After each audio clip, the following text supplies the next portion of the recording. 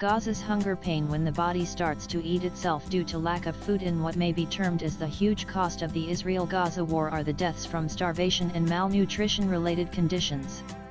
Gaza's 2.1 million residents have been subjected to relentless bombardment and mass displacement, many forced to flee multiple times, some even as many as 10 times since the conflict began. This instability, coupled with blocked aid, has created conditions of extreme hunger. Hamas triggered the war when militants stormed into southern Israel on October 7, 2023, killing around 1,200 people and taking 251 others hostage.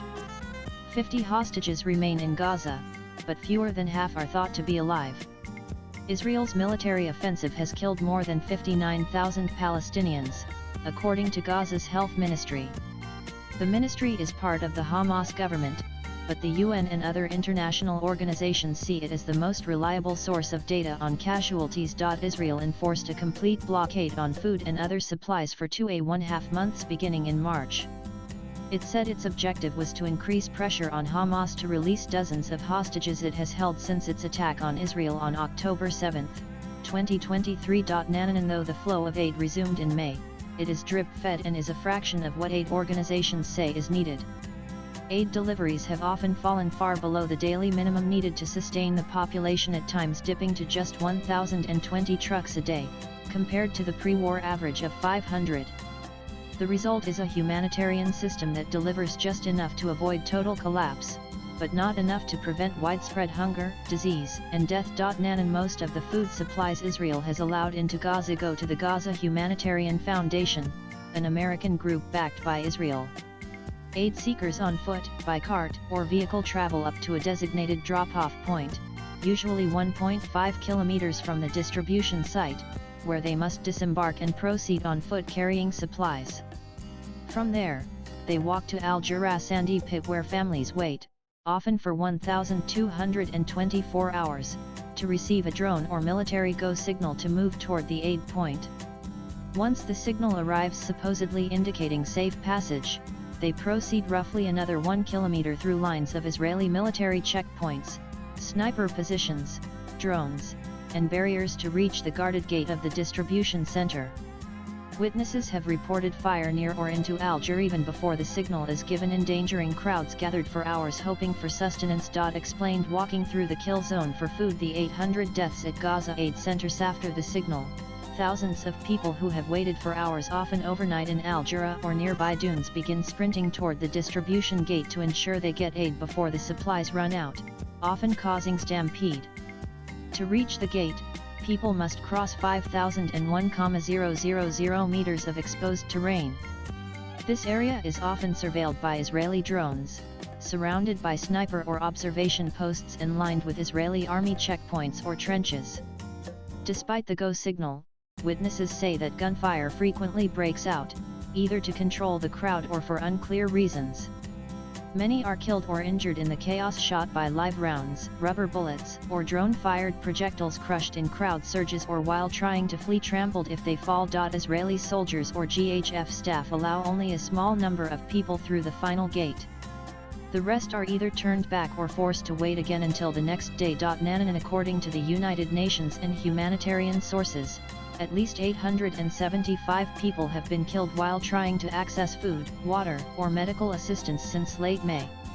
The vast majority, over 670 deaths, occurred near Gaza Humanitarian Foundation (GHF) distribution centers, primarily in Rafah and Khan Yunis. The United Nations World Food Programme has reported that more than a third of the population has gone for days at a time without food. At least a quarter of Gaza's people are now experiencing what experts describe as famine-like conditions. The World Health Organization has warned that the worst-case scenario of famine is no longer a prediction, it has arrived. Take a look at the numbers. By July 22, 2025, Gaza's health ministry reported 101 deaths due to malnutrition and starvation since October 2023, including 80 children.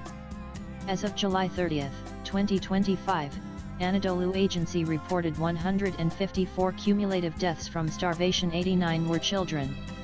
Reuters on August 1, 2025 confirmed the figure, 156 such deaths, including 90 children. UNICEF's statement on July 24, 2025 highlighted that child malnutrition deaths rose from 52 to 80 in just a few months.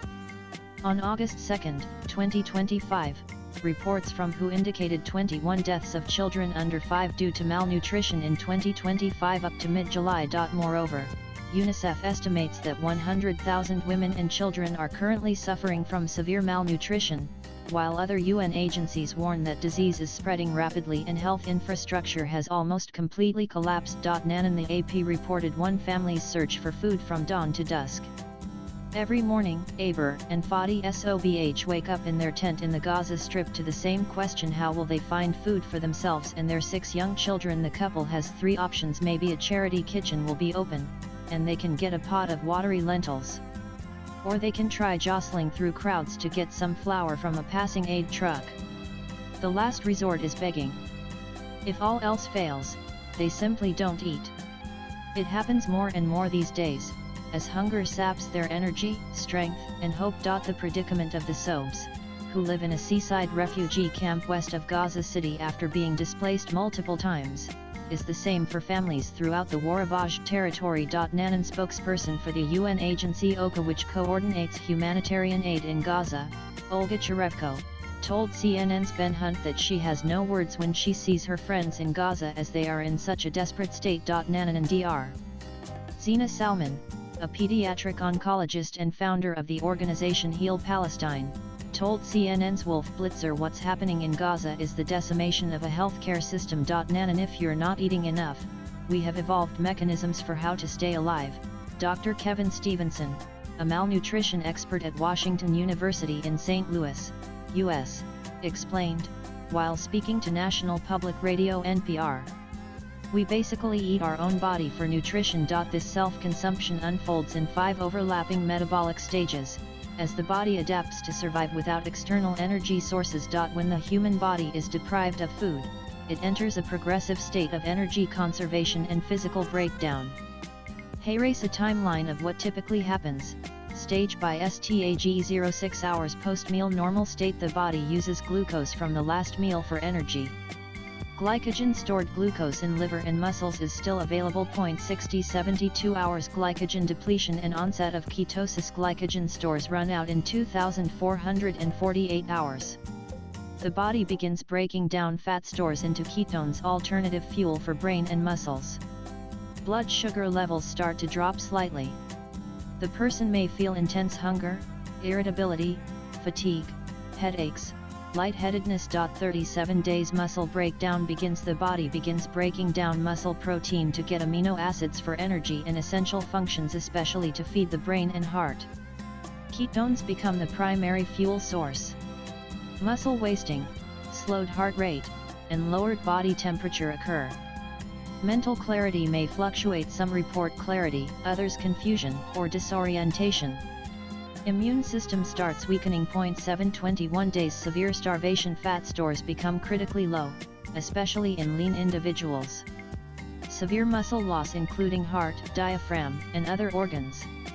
Major symptoms include extreme weakness, loss of coordination, drop in blood pressure and heart rate, difficulty breathing, swelling, edema from protein deficiency, kwashiorkor-like symptoms. Organ failure risk increases. Cognitive decline, confusion, hallucinations, loss of consciousness.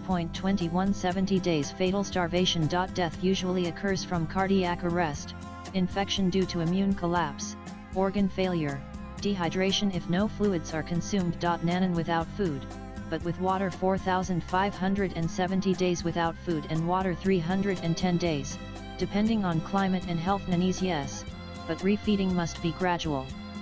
Too rapid nutrition reintroduction can cause refeeding syndrome, a dangerous shift in fluids and electrolytes that can be fatal. Nanan children deteriorate much faster under starvation. Their bodies need a steady stream of nutrients for growth, but their energy reserves are small. UNICEF estimates that 12.2 million children worldwide faced severe malnutrition last year, with South Asia being the hardest hit region. Gaza is now adding dramatically to those figures. Children, especially under 5, are more vulnerable. Marasmus, severe calorie deficiency which leads to emaciation. Kwashiorkor, protein deficiency leads to edema, skin hair changes, liver enlargement. Symptoms include sunken eyes, protruding ribs, thin limbs but swollen belly, apathy or constant crying, skin peeling, hair discoloration. Psychological effects: irritability, apathy, and depression. Impaired concentration and memory. Swipe left for next video. Hallucinations and emotional numbness in extreme stages with agency inputs. Latest blogs.